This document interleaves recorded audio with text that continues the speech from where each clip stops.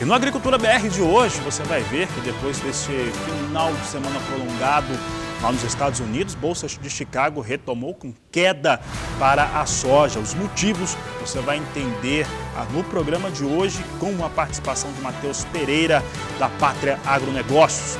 Vamos falar também da produção brasileira de milho. Uma produção que é recorde, vem bastante cheia, entretanto tem uma expectativa de redução de safra no mundo.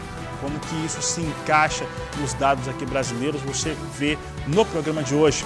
Vamos falar também de previsão do tempo, e a previsão do tempo de hoje fala sobre a retomada, o retorno das chuvas para o centro-oeste brasileiro. São alguns dos assuntos de hoje no Agricultura BR, que começa agora.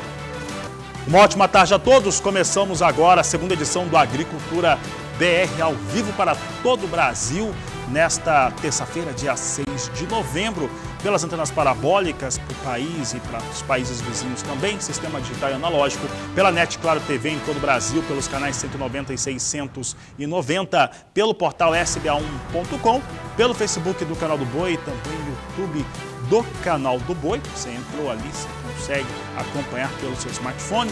E também, se você está no Paraguai, nos acompanha pela Nel TV. Sejam todos bem-vindos. E olha, tivemos ali um cenário de um feriado nos Estados Unidos nesta última segunda-feira, era o Dia do Trabalho norte-americano. Isso já alongava os cenários para os negócios de uma forma geral. E o que ocorreu com a retomada? Uma queda forte. Por que essa queda vem agora? A queda estava acima de 1,6% agora há pouco.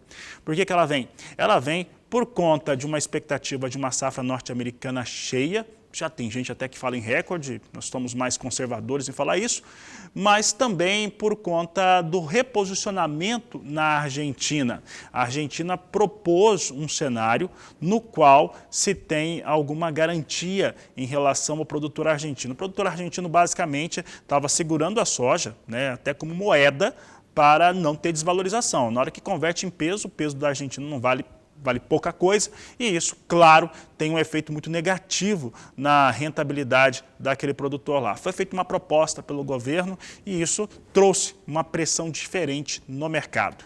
E soja, como eu já disse, recuava e recuava bastante. Agora há pouco, você confere comigo o que vem acontecendo com soja, a queda continua, é uma queda um pouco menor do que aquela que nós tínhamos há poucos minutos atrás, mas mesmo assim vem com queda expressiva. Neste momento, nós temos aqui a soja, a posição de setembro a $14,87 mais 4 por bushel, com queda de 1,52%. Novembro, $13,98 mais 2 o bushel, queda de 1,57%. Destaque para a posição de janeiro, $14,03 o bushel, com queda de 1,56%. E a posição de março também vindo em recuo, com $14,06 mais 4 por bushel. Nós temos ali uma queda de 1,51% para essa posição, mostrando um cenário de queda neste momento para a soja em Chicago, nessa retomada de negócios. Daqui a pouco nós vamos falar com o Matheus Pereira. Deixa eu ver se a minha equipe está confirmando o Matheus pronto. É isso mesmo? Maravilha. Então vamos conversar com o Matheus Pereira. Matheus já está com a gente. Matheus, estava comentando aqui com o nosso público, o nosso telespectador, a questão de ter uma expectativa melhor para a safra norte-americana, uma safra mais cheia. Tem esse reposicionamento da Argentina, que está tentando criar algum mecanismo lá para que o produtor de lá venda a sua soja. Estava segurando a soja como recurso mesmo, porque o peso vale muito pouco. A Argentina é um país muito pressionado, muito escangalhado, pode-se dizer assim, pelas medidas governamentais. Agora estão tentando fazer com que isso ocorra. Estava trazendo ali uma pressão sobre soja em Chicago. Como é que você avalia essa retomada de negócios nesta terça-feira, Matheus? Boa tarde, seja bem-vindo. Boa tarde, meu grande amigo Fabiano. Prazerão estar aqui com vocês, todos que nos assistem. Sim, a gente teve aí novas variáveis sendo alocadas no mercado agrícola durante o final de semana, que foi estendido ali nos Estados Unidos pelo feriado, Dia do Trabalho, que eles comemoram não trabalhando. por incrível que pareça. Mesma coisa que no Brasil, não vamos ser hipócritas também, mas só trazendo essa brincadeira de que a Argentina, né, durante aí os últimos dias, criou a proposta, né, encabeçada pelo próprio governo, de criar uma nova taxa de câmbio oficial que seria destinada exclusivamente aos produtores rurais.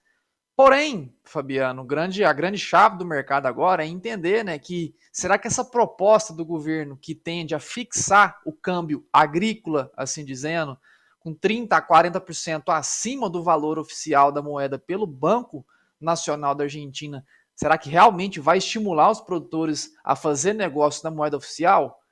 É difícil, viu, Fabiano? Até porque hoje o dólar no mercado negro, né, dentro da Argentina, ele já é o dobro do valor, ou seja, 100% a mais do valor oficial do Banco Central argentino. Então, pode parecer muito agressiva, sim, a proposta do governo, pode sim estimular parte dos produtores que precisarão de caixa agora, né? Produtores na Argentina sempre estão usando, né? Sempre usaram, mas este ano em específico deixou muito mais notável, né, que o produto que foi retirado do campo na colheita de 2022, ela foi puramente alocada como uma reserva de riqueza, né, pelos produtores rurais que estavam vendo lá os produtos de prateleira subindo 30, 40, 50% ao mês por problemas inflacionários dentro da Argentina. Então, o produtor argentino, ele vai, por desafogar essa necessidade de caixa, ele pode sim se sentir estimulado no curto prazo a avançar com algumas novas vendas, usando realmente o câmbio oficial do setor agrícola, câmbio soja, assim dizendo. Porém, a gente tem que lembrar que ainda, né, no mercado negro argentino existe essa disparidade, onde o câmbio negro ele está mais do que o dobro realmente do câmbio oficial. Então, medida que entrou, joga sim pressão no mercado, né, visto que existe uma demanda, uma oferta represada de soja e milho dentro da Argentina, que vai ser colocada parcialmente no mercado e acaba derrubando os preços da soja, não só lá em Chicago, mas também aqui por consequência no Brasil. Matheus, assim, trazendo aqui até comentando um pouco para o produtor brasileiro, né, como é que é a Argentina. A Argentina é o terceiro maior produtor de soja, mas ele é um país especializado em exportar os derivados, farelo e óleo, né? É o maior player, inclusive, neste cenário. O governo da Argentina faz isso porque precisa da entrada de dólar no país. Essa atitude é para que haja a venda para as esmagadoras na Argentina, propriamente dita, e aí sim exportar esses produtos, farelo e óleo. Esse que é o movimento que a Argentina está fazendo? Exatamente, Fabiano. Muito bom, muito bem adicionado, né? A Argentina ela possui algumas alíquotas de exportação da soja in natura, né? Ela preza muito pela retenção, tanto é que existem as tarifas de retenções para a exportação do grão in natura, né? Então o governo já, por políticas passadas, ela já tenta bloquear qualquer tipo de exportação do grão in natura, coloca sobre a base de processamento dentro do país e exporta o processo, né? O processado. A Argentina é responsável por quase a metade de toda a matriz de exportação do farelo do planeta. Então, sim, eles são bem representantes na exportação de farelo, porém, né, grandes consumidores como a China, ela preza também pela importação do grão in natura. É mais rentável, né, para a indústria chinesa estar importando grão não processado para ser processado internamente na China. Então, existe assim, a Argentina possui sim uma grande relevância no mercado? Possui. Essas medidas tentam estimular a venda do produto internamente para o consumo doméstico, processamento, exportação do processado, né, do subproduto da soja? Sim, porém a gente tem que entender também que foram políticas implementadas no passado que não agradaram, né, os grandes consumidores da soja no planeta, que prezam e dão a grande opção pelo produto in natura, né, coisa que a Argentina não tem muita expressão. Muito bem, Matheus. Matheus, e aí, pegando esse dado da Argentina, eu costumo até dizer, né, que o que a Argentina exporta em uma safra, dependendo do mês, é menos que o Brasil exporta em um mês, né, que as tradings que operam por aqui. Agora, falando a respeito deste cenário, né, Argentina, temos também o cenário climático nos Estados Unidos, há um foco nele, e temos ali, claro, uma visão de que os Estados Unidos devem ter uma produção maior. Essa questão dos americanos, até para o produtor brasileiro aqui que está vendo, né, hoje uma retomada, mercado um pouco mais pressionado, essa questão dos Estados Unidos terem uma safra maior já está precificado, os operadores já precificaram este cenário, já está diluído naquilo que nós estamos vendo nos preços praticados? Olha, Fabiano, é aí que vai entrar um grande embate que a gente está vivendo aqui nos bastidores do mercado, né? Existe sim a grande expectativa que a safra de soja norte-americana ela sofra um aumento de produção estimado pelo USDA. Na próxima segunda-feira, né, dia 12, a gente vai ter a publicação de um novo relatório de estimativa de oferta e demanda do USDA, onde serão atualizadas as expectativas, né, de produção de grandes culturas, em especial soja e milho, que aqui é o caso. No milho, é esperado cortes por conta de problemas climáticos, né, presenciados em julho e começo de agosto. A cultura da soja nos Estados Unidos, ela é plantada em janelas diferentes, né, ela tem um processo de evolução fenológica, né, passa por vegetativo, reprodução e passa por vegetativo, florescimento e reprodução, apenas na grande maioria na segunda metade de agosto, né, entrando já em setembro, que é quando, né, nos Estados Unidos a meteorologia se tornou mais favorável.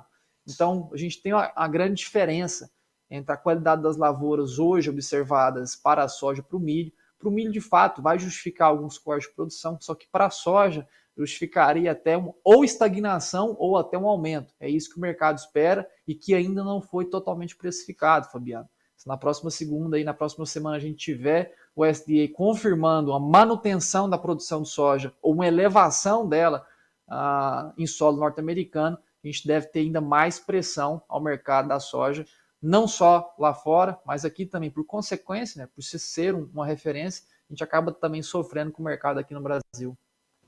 Matheus, para encerrarmos, ainda temos soja, um volume muito interessante de comercialização da safra 2021-2022, a comercialização da 22-23 vem bem atrasada e temos o ocorrido dessa semana, a Argentina com reposicionamento. Vamos saber o que isso vai gerar ainda nos próximos dias, de fato, né, no mercado internacional, e o relatório da próxima segunda-feira.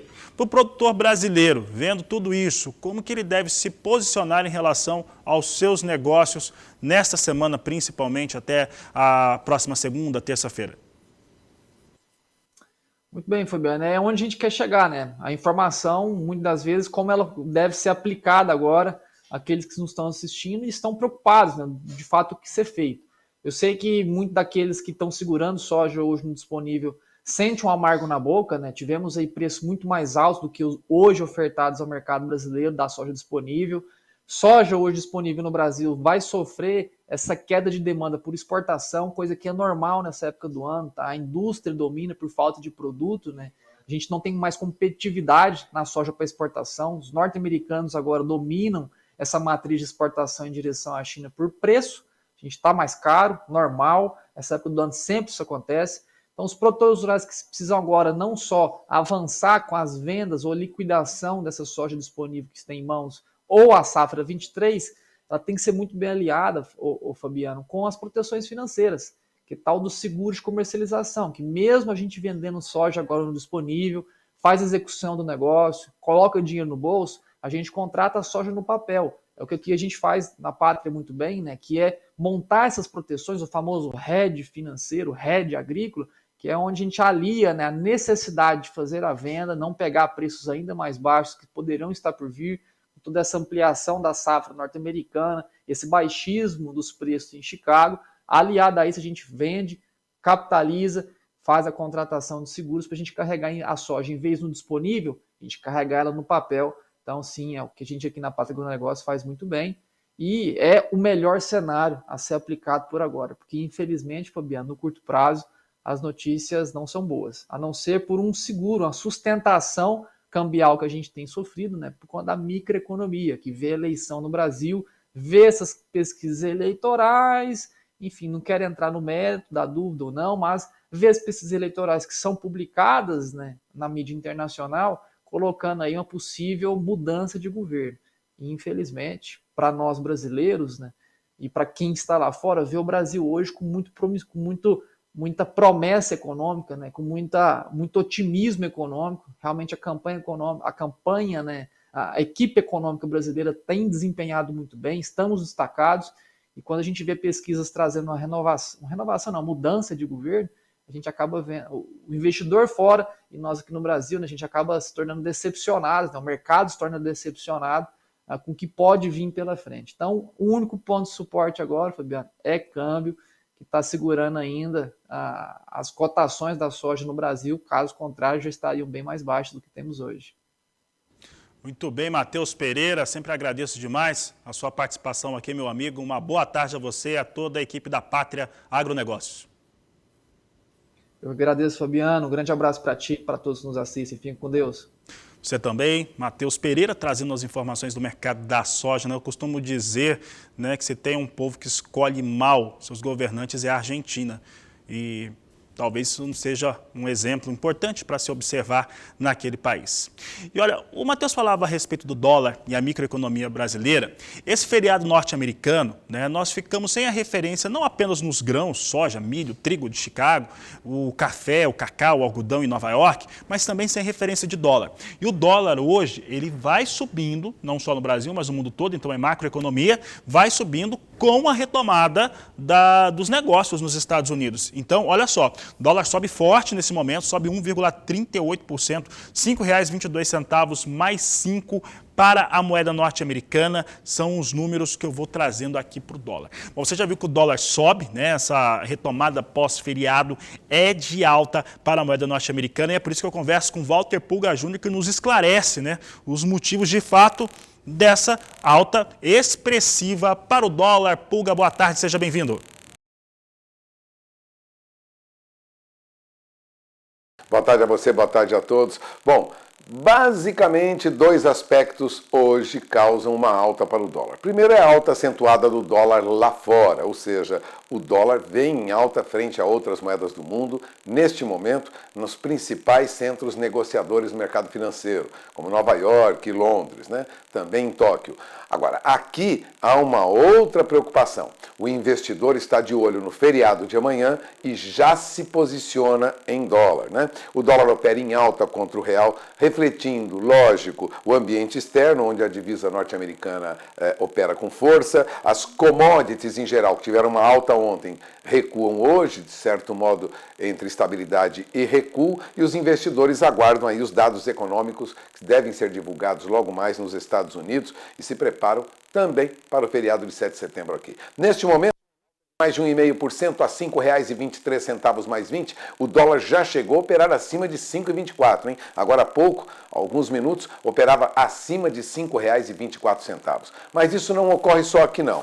Veja, lá fora também o chamado dólar index vem em forte alta, né? O dólar index opera agora, vamos ao painel, a isso, 110.090 pontos, agora 110.100 pontos neste momento. Ou seja, o dólar index, que é o dólar comparado com as moedas mais fortes do mundo, tem alta agora de mais de 0,5%. Nós vimos o dólar index a 106.000, 107, 108, 109, agora já passa de 110 pontos. Enquanto isso, o que nós temos é preço do petróleo em queda no mercado internacional. Isso porque a maior empresa petrolífera do mundo, né, a Aramco, lá da Arábia Saudita, né, ela reduziu o preço do petróleo fornecido à Europa, fornecido aos Estados Unidos. Apenas a Ásia ainda tem preços estáveis. Veja, a estatal da Arábia Saudita diminuiu os preços dos compradores na Ásia em quase $4 por barril. Isso trouxe o mercado em queda. Neste momento, para você ter uma ideia, petróleo tipo Brent desaba mais de 2,30%, cai para a faixa de $93,50 o barril. Bom, se os sauditas vendem mais barato, lógico, a tendência é que o mercado caia. Tudo isso por conta de recessão, Fabiano. Essa recessão já causa temor lá na Arábia Saudita também, com a maior empresa petrolífera do mundo. É com você. Obrigado, Walter Pulga. Uma ótima tarde a você. O Pulga volta na terceira edição, às 16 horas, aqui conosco, terceira edição do Agricultura BR. Bom, você viu, né, que nós temos soja em Chicago com uma queda expressiva hoje, vem caindo cerca de 1,5%.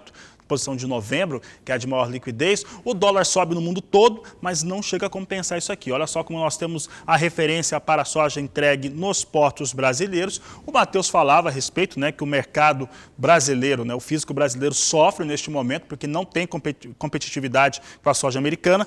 Portos de Santos e Paranaguá a R$ 189 a saca de 60 quilos para entrega em setembro, de acordo com a Grãos Corretora.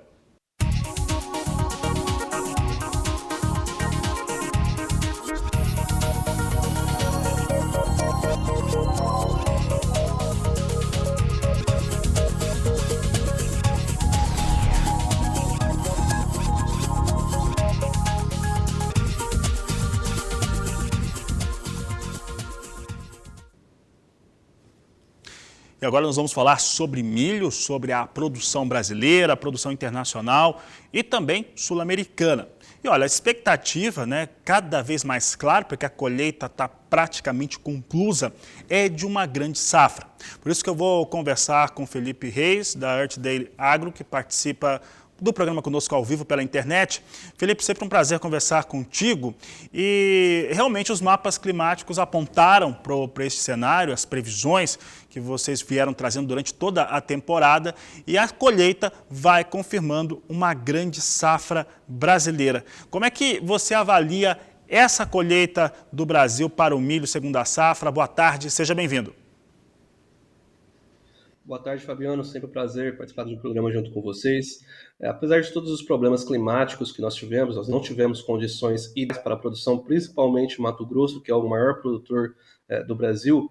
Apesar de todos os eventos climáticos desfavoráveis, que foram baixa precipitação ao longo do ciclo, nós tivemos uma safra satisfatória, principalmente quando a gente compara com o histórico. Então, a nossa safra, nossa estimativa está em torno de 110 milhões de toneladas, devido a esta seca intensa que nós registramos, vimos no Centro-Oeste, principalmente Mato Grosso e Goiás, mas quando a gente olha para o passado, esses 110 milhões de toneladas está bem acima da média aí dos últimos 5 anos, que foram em torno de 94 milhões de toneladas, e se compararmos principalmente com 2021, que foi um ano bem atípico, uma quebra de safra abaixo de 90 milhões de toneladas, a gente já consegue enxergar o potencial que o Brasil tem para a produção de alimentos e a segurança alimentar, não só do povo brasileiro, mas da população mundial como um todo.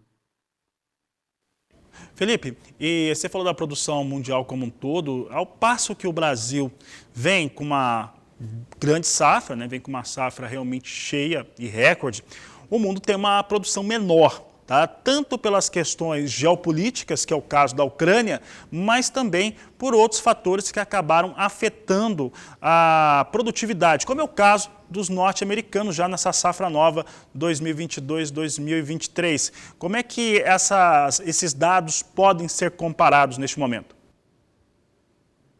Quando a gente olha primeiro para os Estados Unidos, onde o que está acontecendo são apenas condições climáticas, quando a gente olha para os últimos 15 anos e traça uma tendência para o que seria da produtividade do milho norte-americano para este ano, eles estão em torno de meia tonelada por hectare abaixo dessa tendência, certo? Então, nossa estimativa está em torno de 11 mil quilos por hectare, um pouquinho acima disso, e a estimativa, a tendência seria em torno de 11,5, 11,6 mil quilos por hectare. Então, essa redução se dá aos efeitos climáticos, aos eventos climáticos, uma baixa precipitação, principalmente no oeste do cinturão do milho. Certo? Estados como Kansas e Nebraska, a quebra de safra já está consolidada. A grande pergunta é o quão grande vai ser. E aí fica a questão para outras regiões.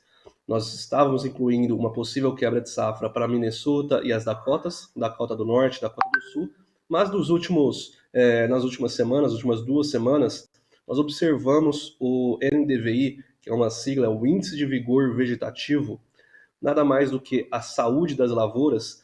Esse índice aponta que as lavouras estão segurando bem a baixa precipitação e essa safra ela pode não será boa, mas pode não haver quebra. Então essa é a grande questão. Para os Estados Unidos, a gente espera que o USDA mantenha bem próximo a sua estimativa, em frente ao relatório anterior, então em torno de 365 milhões de toneladas. De qualquer forma, bem abaixo da tendência, e isso não vai se recuperar para esta safra. Então, os Estados Unidos vai ter uma quebra nessa safra. A grande questão é o quão grande, certo? Então, esse já é a situação dos Estados Unidos. Ainda pode haver uma situação adversa, principalmente em Iowa e Illinois, os dois maiores produtores do país. Se eles tiverem uma seca para as próximas semanas, isso pode reduzir ali para torno de 360 milhões de toneladas. Hoje a gente acredita em algo mais próximo de 365 milhões, mas a grande questão, quando a gente fala em milho hoje, é a Europa.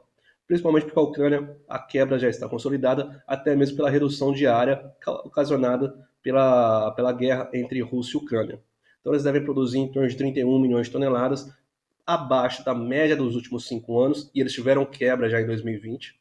Então essa média dos últimos 5 anos já está reduzida por uma forte quebra que nós tivemos em 2020, e também uma redução de área significativa no país. Além disso, problemas com seca intensa e altas temperaturas já resultaram numa quebra de safra para a Europa, outra região onde a grande questão não é se vai ter quebra, e sim o quão grande será essa quebra.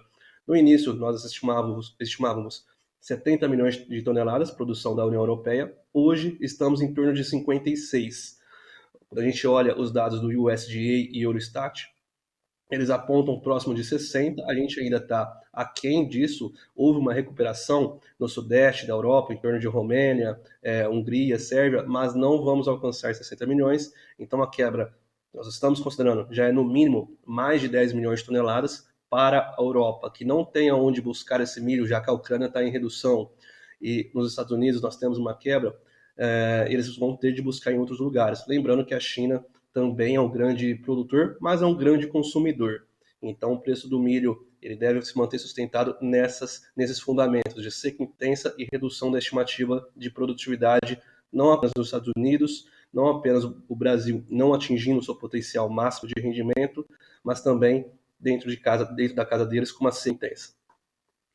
Muito bem, Felipe. Bom, quero agradecer a sua participação aqui no Agricultura BR, com a sua participação, trazendo essas informações do mercado do milho. Estou até olhando aqui, Carlos Veloso, telespectador nosso, mandando um abraço para você, dizendo que as informações são estratégicas aqui para o produtor brasileiro.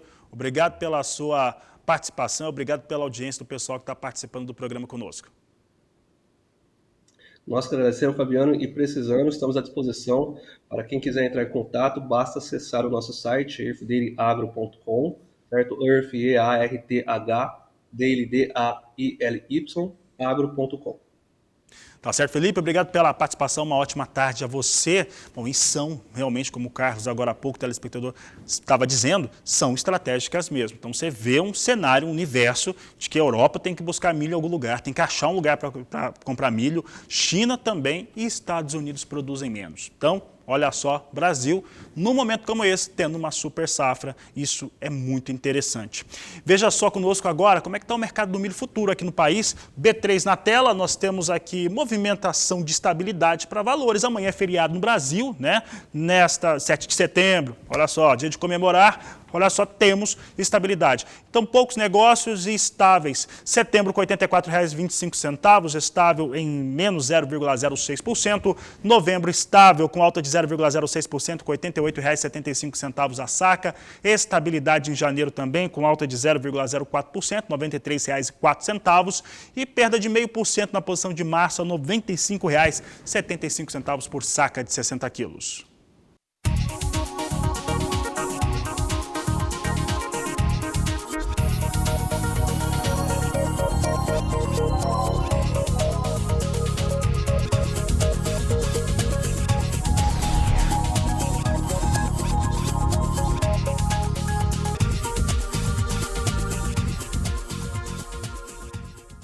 Nós vamos para o intervalo comercial. Daqui a pouco eu trago informações muito importantes para a pecuária brasileira e também a previsão do tempo para todo o país. Eu volto já.